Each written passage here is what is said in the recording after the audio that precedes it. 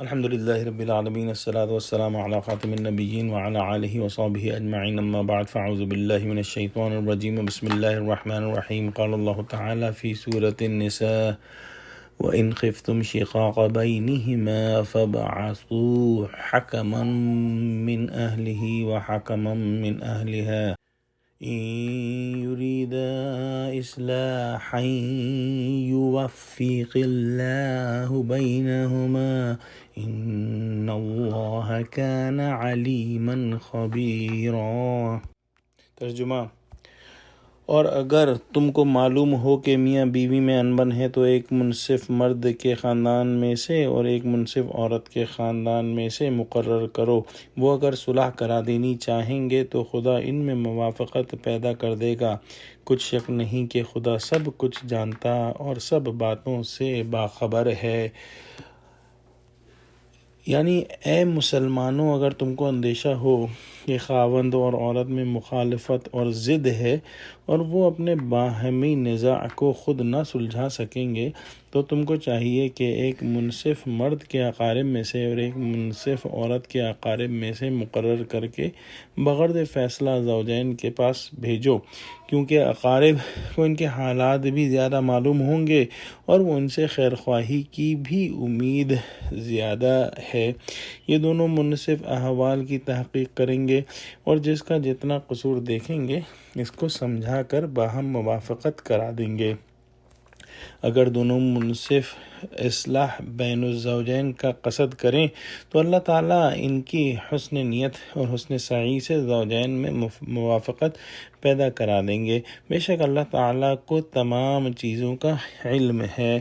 اس کا ایک مطلب یہ بھی لیا گیا ہے کہ اگر دونوں زوجین آپس میں صلح کرنا چاہتے ہیں اور کوئی ایسی جو ہے ان میں گرہ پڑ گئی ہے کہ وہ بات نہیں کر پا رہے ہیں تو اس طریقے سے جب منصفین دونوں خاندان میں سے آئیں گے تو ان کے اندر جو ہے وہ صلح کرا دیں گے. واللہ عالم. جب بھی دو انسان ساتھ رہتے ہیں تو ناگواری کب پیش آ ہی جاتی ہے، اور میاں بیوی کا تعلق تو ایسا ہے کہ اس میں تھوڑی بہت انبن ہمیشہ رہتی ہی ہے. تو اللہ سبحانہ وتعالیٰ نے یہ طریقہ جو ہے وہ حکم فرمایا ہے کہ اس طریقے سے موافقت جو ہے وہ ہونے کی زیادہ چانسز ہیں. اللہ سبحانہ وتعالیٰ جو ہے اس آیت کے آخر میں فرمایا کہ بے شک اللہ تعالیٰ جاننے والا اور باخبر ہے. اللہ سبحانہ وتعالیٰ کو سب کے ظاہر اور باطن کا علم ہے. جو شخص ظلم اور زیادتی کرے گا وہ سزا کا مستحق ہوگا. جو میاں بیوی کے جھگڑے ہوتے ہیں اور طول پکڑ جاتے ہیں جس میں بعض مرتبہ جدائی کی نوبت آ جاتی ہے، اس کی وجہ یہی ہوتی ہے کہ دونوں ایک دوسرے پر زیادتی کرتے چلے جاتے ہیں اور آپس میں ایک دوسرے کی ہمدردی کے جذبات ختم کر دیتے ہیں. پھر اوپر سے اس علاوے پر دونوں فریق کے خاندانوں کا عمل آگ کا کام دیتا ہے. دونوں خاندان صلح جوئی اور آپس میں موافقت کی فضا بنانے کی بجائے مزید مخالفت کو شہ دیتے ہیں.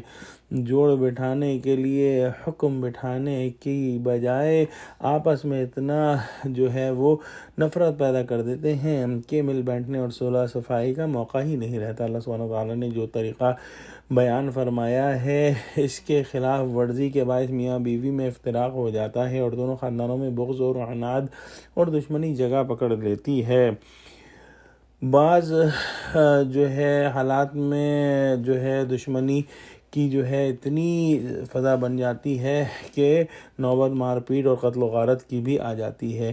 اللہ سبحانہ وتعالیٰ کی جو احکامات ہیں وہ نہایت آسان ہیں احکامات ہیں اور ان کے نتائج سب سے اچھے ہوتے ہیں.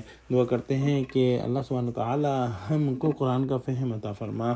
آمین. آخر دعوانا الحمد للہ رب العالمین. السلام علیکم ورحمۃ اللہ وبرکاتہ.